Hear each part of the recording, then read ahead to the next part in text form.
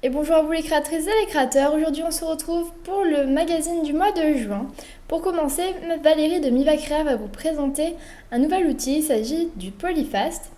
Ensuite je vous donnerai des conseils pour bien faire cuire votre fimo. Et ensuite s'en suivra deux tutos, un collier cœur et un bracelet équitation fait avec le matériel de la boutique Caroline Création.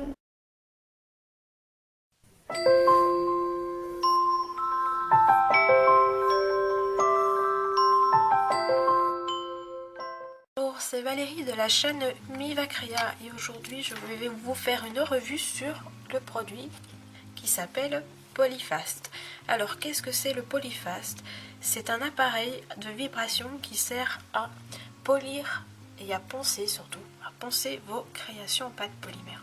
Donc pourquoi poncer? Tout simplement, voilà, ça fait cet effet là. En fait, vous n'aurez pas besoin de mettre du vernis lorsque vous aurez fini de polir. Donc ça sert surtout pour des créations en mica shift, ça peut être très sympa, ou pour les personnes qui sont allergiques au vernis, donc plus besoin d'utiliser le vernis. Voilà, c'est de la pâte polymère cuite et qui a été polie. Donc au départ, voilà, hop, le brut est comme ça, et au final vous avez quelque chose de très brillant. Je vous montrerai à la fin d'un peu plus près. Donc ce produit se compose tout simplement d'une boîte packaging comme celui-ci. Vous avez les explications ici. Hop. On va y arriver. Donc vous avez les explications ici de comment l'utiliser, tout simplement, quelle matière l'utiliser et à quoi il sert. Derrière vous avez les explications du montage, des piles et des petits... Voilà. Donc on va l'ouvrir. Donc c'est un packaging que vous ouvrez comme celui-ci. Et vous allez vous retrouver avec votre Polyfast. Donc je vais le mettre en route. Voilà, donc c'est un produit qui fonctionne à pile. Voilà. Et non à la prise de courant. Les piles ne sont pas fournies avec. Il faut avoir un jeu de piles avec chez soi. Donc vous pouvez... vous avez l'embout qui se met comme celui-ci. Donc vous avez ici au bout un scratch. Et vous allez coller des petits ronds de papier à poncer dessus. Voilà. Et vous allez poncer tout simplement votre création. Voilà. Donc vous allez poncer de 80 à jusqu'à 1500 de grains. Vous avez 10 petits ronds sur chaque dans chaque dimension. Voilà, il coûte 49,99 €, enfin 50 € on va dire. Vous pouvez le retrouver sur le site Polyfast, sur le site polyfast.com, ou moi je l'ai acheté chez Perlenco, voilà, qui le vend également aussi. Donc je dirais que c'est un très bon produit pour poncer vos créations. Par contre, il manque quelque chose malgré tout. Parce que vous n'arriverez pas, avec juste ce produit, vous n'arriverez pas à ce brillant-là. Vous arriverez à une création qui est assez mate. Parce qu'en fait, il manque le tampon de polissoir, pour polir en fait. Donc vous êtes obligé, entre guillemets, d'investir dans un petit appareil comme celui-ci, DML, pour avoir ces petits tissus en flanelle, pour avoir le brillant. Alors moi, avant d'investir dans ce produit, je l'avais déjà acheté bien sûr, et je me servais en fait de blocs pour les ongles, pour polir, les fameux blocs blancs et verts. Donc je me servais de ceux-là, qui faisait un brillant, pas aussi glossy que le brillant que je vous montre, mais ça dépanne déjà lorsque vous n'avez pas de Dremel. Donc voilà le brillant que vous pouvez retrouver en polissant, en ponçant et puis polir vos créations. Donc le brillant vous l'aurez qu'à la fin d'avoir poli de couche en couche avec ce petit ustensile là. Voilà. Hop, je vous montre à quoi ça ressemblait avant. Et voilà. C'est Valérie de la chaîne Mivacrea. Si vous avez envie de retrouver des astuces et des tutoriels, je vous invite à visionner ma petite chaîne. Je vous dis au revoir, bye bye. Eh bien, ce mois-ci, j'ai décidé de faire une astuce de base, mais une astuce que je n'avais encore jamais faite. Ce sera plutôt des conseils, et en fait, ce sera des conseils sur comment bien cuire sa fimo. Donc, je vais faire deux catégories, ce qu'il faut faire et ce qu'il ne faut absolument pas faire. Donc, pour commencer, ce qu'il faut faire, il faut utiliser un four électrique. C'est grâce à ça que vous pourrez cuire votre fimo. La fimo se cuit à 110 degrés pendant 30 minutes maximum. Donc c'est-à-dire maximum, c'est soit ce sont des petites pièces et peut-être que vous avez besoin de les cuire moins longtemps, par exemple lorsque c'est quelque chose de tout fin ou de vraiment minuscule, il n'y a pas besoin de 30 minutes et même 30 minutes ça risque d'être un petit peu trop. Soit 30 minutes en cumulé aussi, si vous avez besoin de faire cuire par exemple lorsque vous faites un corps. Moi souvent ce que je fais c'est que je fais d'abord cuire la tête et après je le mets sur le corps parce que sinon après quand on colle le truc tout se déforme, c'est un peu casse-pied. Donc pourquoi 30 minutes? Parce que en fait si vous faites moins, et donc moins, mais ça c'est dans la version où c'est quelque chose d'assez épais. Donc je vous ai déjà dit vous pouvez faire moins si c'est quelque chose de tout plat, tout petit. Mais si c'est quelque chose d'épais qui a besoin d'être bien cuit, si vous ne cuisez pas ça assez longtemps en fait, ça va casser en deux. Tout simplement, moi par exemple j'ai l'habitude de mettre des pitons après cuisson parce que ça tient mieux. Et si vous ne faites pas assez cuire, lorsque vous allez mettre votre piton, ça va casser. Et si vous faites plus de 30 minutes, ça va brûler, ça va faire des choses toxiques. Et c'est vraiment, c'est même pas que c'est mauvais, c'est qu'il faut juste pas le faire, quoi. C'est vraiment 30 minutes maxi, 110 degrés. Voilà, donc après, sachant que ça peut changer selon la pâte polymère, donc ça sera toujours écrit, mais là je parle pour la fimo. Est-ce qu'on peut cuire avec des apprêts? Oui, vous pouvez cuire votre pâte fimo avec les apprêts à l'intérieur, ça ne craint rien. Vous pouvez cuire également avec des cure-dents à l'intérieur. Comme je vous l'ai dit, voilà, on peut tout à fait recuire quelque chose.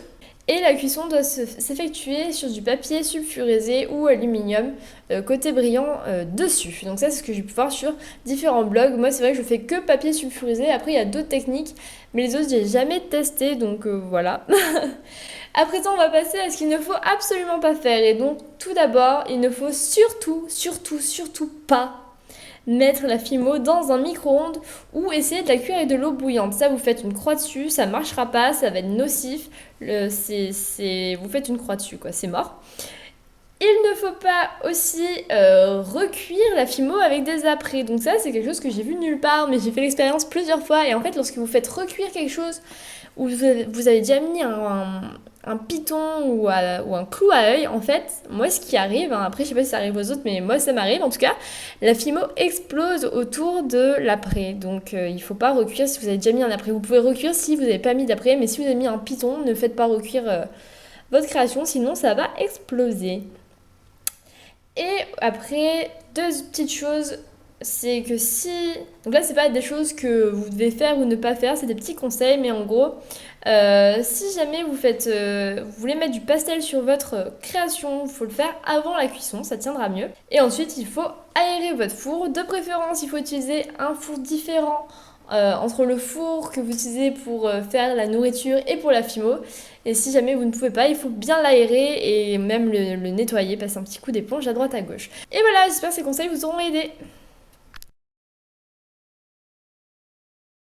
On commence par le collier. Donc comme vous voyez, vous aurez besoin donc de pinces, d'une grosse breloque cœur, d'une chaîne, de 5 anneaux, de 2 perles, donc moi c'est des perles rouges, givrées, de 2 clous à tête plate, de 2 breloques feuilles et d'un fermoir tout gueule cœur.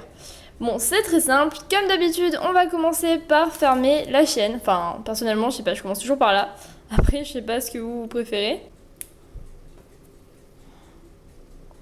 Donc, vous ouvrez votre anneau et vous l'enfilez dans la chaîne, le classico. Vous venez mettre le premier fermoir tout gueule. Voilà. Et on vient mettre l'autre de l'autre côté, tout simplement. Et voilà, donc pour fermer votre chaîne, il faudra donc que vous passiez le fermoir comme ceci. Et voilà, bon là, c'est esthétique, mais c'est pas évident de faire ça tout seul.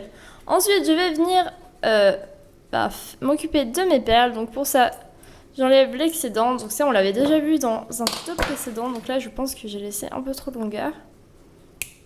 Hop. Et je viens recourber du coup mon clou. Et je n'avais pas laissé trop de longueur. Là on est ric-rac, là j'aurais dû en laisser un petit peu plus. Je fais la même chose avec ma deuxième perle. C'est bon. Donc voilà, j'ai mes 2 perles. Donc c'est un tuto super facile, hein, celui-ci. Le deuxième sera un petit peu plus complexe. Donc vous venez mettre votre cœur au milieu. Tac. Donc à la base, j'avais pensé à mettre des perles de rocaille dans les trous du cœur. Puis finalement, j'avais pas de perles qui allaient bien, donc j'en ai pas mis. Voilà. C'était une belle histoire, n'est-ce pas? Donc voilà, on en est là. Donc là, ça peut très bien marcher, un collier juste comme ça, hein, très simple. Mais moi, je vais venir ajouter du coup mes 2 perles. Donc là, ça va être un peu compliqué, il va falloir réussir à les rentrer dans les maillons de la chaîne. Et ça, ce n'est pas évident. Et surtout de les mettre à la même hauteur, l'un et l'autre. À peu près. Donc ça, c'est vraiment casse-pied. Le mieux, c'est de faire ça. Et après, vous galérez pour rentrer votre truc. Donc moi, j'ai pris une chaîne un peu trop fine. Du coup, finalement, j'ai complètement fermé l'anneau que j'avais fait là. Et je suis venue mettre un tout petit anneau, tout petit, qui se verra très peu. Et qui, lui, rentre dans la chaîne, s'il veut bien. Voilà. Hop. On referme. Donc, je vérifie ma hauteur. C'est pas trop mal. C'est pas mal. Hop. Et je vais essayer de faire quelque chose de relativement symétrique de l'autre côté. Alors, finalement, j'ai décidé de les redescendre un petit peu. Alors, voilà ce que ça donne. J'ai descendu parce qu'en fait, après, on va rajouter les breloques-feuilles. Après, vous pouvez faire autrement, hein, évidemment. Et donc, breloques-feuilles, exactement la même histoire. Et il va falloir de nouveau mettre ça à distance égale. Donc, pareil, là, j'utilise un anneau. Et je viens ensuite mettre ma petite breloque. Et faire la même chose de l'autre côté. Donc là, je coupe quand je fais la même chose de l'autre côté parce que c'est difficile. Et voilà le résultat fini. J'espère que ça vous a plu. On passe à présent au bracelet. Donc pour le bracelet, suspense, j'avais déjà fait mes petits packs. Hein. À présent, nous allons réaliser un bracelet avec cette breloque mort à cheval que j'ai vraiment craqué dessus. Donc pour ça, vous aurez besoin de 2 rubans qui font la taille de votre poignet, puisqu'en fait, on va les couper en 2. Vaut mieux que ce soit un peu plus petit que votre poignet, puisque au milieu, il y aura la breloque et les fermoirs griffes. Donc de mon côté, je vais ajuster au mieux, voilà, sur le coup. Bon, c'est vraiment super facile. Vous prenez votre ruban, vous le passez dans le mort. Hop, après donc vous pliez comme ceci. Là je vais faire un test pour voir où est-ce que ça arrive, si ça fait la moitié. Et là je m'aperçois que ça fait beaucoup plus que la moitié, donc je vais venir en couper un bout. De toute façon vous voyez que j'ai pris une chaîne pour pouvoir ajuster la longueur comme j'ai envie. Donc là je coupe le surplus tout simplement. Hop. Vous venez mettre votre fermoir griffe par-dessus. Vous prenez une pince et vous venez serrer. Hop. Et voilà, vous avez déjà fait la moitié de votre bracelet. Donc là, il y a un petit fil moche qui court. Bon, j'ai les ciseaux qui coupent le moins du monde, mais sinon c'est pas grave. Voilà ce que ça donne. Je vais faire pareil de l'autre côté. Hop. Je viens de nouveau contrôler la taille de tout ça. Donc c'est encore trop long. Bon, s'y attendez un petit peu quand même. Donc je reviens couper ça. Et au final, ça va être trop court et je vais avoir besoin de la chaîne. Mais bon, c'est pas très grave. Ça, on voyait venir. Hein. Quand on filme, c'est pas ultra précis ce qu'on fait du coup. Parce que si je vous faisais un truc ultra précis, il y en aurait pour 4 jours de plus environ. Hop. Je viens et je referme. Comme ceci. Donc voilà mon petit bracelet et je n'ai plus qu'à venir mettre ma chaîne et mon fermoir mousqueton. Hop.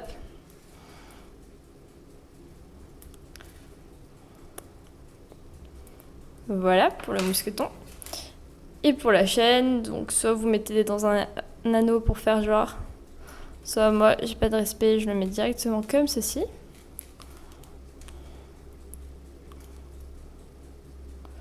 Hop. Et voilà, votre bracelet est prêt. Donc je vais essayer de le mettre, mais étant toute seule, je pense que je ne vais pas y arriver. Après un peu de galère, j'ai réussi à mettre mon bracelet. Donc voilà ce que ça donne. Voilà, en filmant comme ça, c'est un petit peu dur de se contorsionner. Donc j'ai des tout petits poignets, alors il est un petit peu grand. Et là, je viens d'avoir une idée incroyable. Pas du tout, mais bon, c'est pas très grave. Je vais venir... Hop, je n'ai pas ouvert du bon côté. Je vais venir ajouter une petite breloque étoile.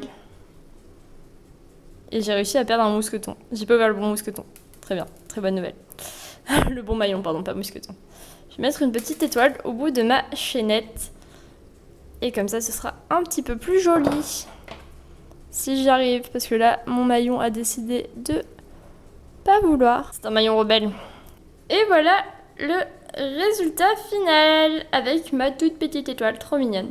Donc voilà, c'est sûr que ces deux tutos très rapides vous auront plu. Personnellement, je craque vraiment pour ce bracelet. Et bien voilà, j'espère que le magazine du mois de juin vous aura plu. Donc malheureusement, le mois de mai, je m'en suis pas sortie vraiment. Donc on a attaqué directement au mois de juin. En tout cas, j'espère que ça vous aura plu, c'est essentiel. Merci à Mivacrea d'avoir participé. Elle propose toujours des vidéos et ça me fait vraiment plaisir, sache-le.